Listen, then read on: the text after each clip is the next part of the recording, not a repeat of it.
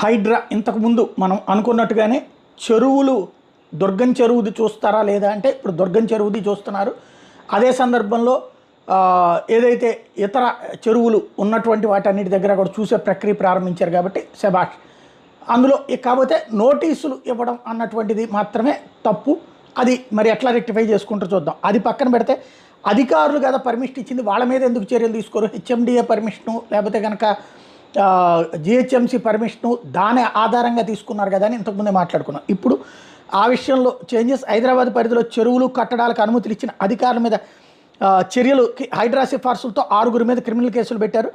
Nizampet municipal commissioner Ramakrishna, Chandanagar GHMC deputy commissioner Sudhanshu, Bachupalli MRO Pool Singh, Medchal Malkajgiri land and records assistant director Srinivasulu, HMDA assistant planning officer Sudheer Kumar, HMDA city planner Raj కుమార్ల మీద case నమోదు చేస్తూ నిర్ణయం తీసుకున్నారు.